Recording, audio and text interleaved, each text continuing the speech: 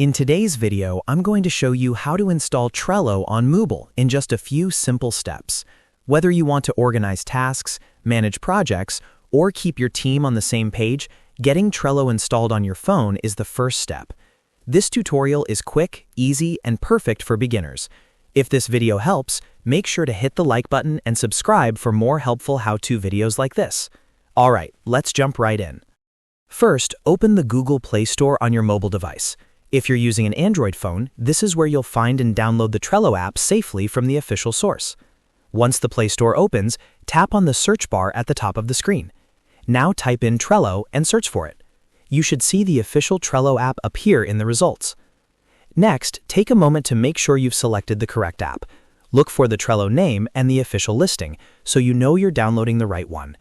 After that, tap the Install button. Your phone will begin downloading and installing the app automatically.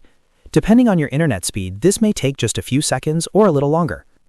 Once the installation is complete, you can tap Open right from the Play Store, or you can find the Trello app on your home screen or app drawer and launch it from there.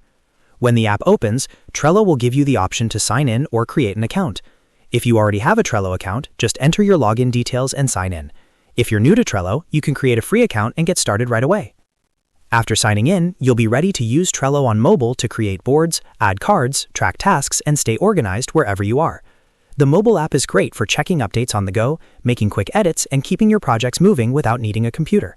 And that's it. You've now learned how to install Trello on mobile. It only takes a few taps, and once it's installed, you can start managing your workflow from anywhere. If this video helped you out, please hit like and subscribe for more easy tutorials just like this. Thanks for watching, and I'll see you in the next one.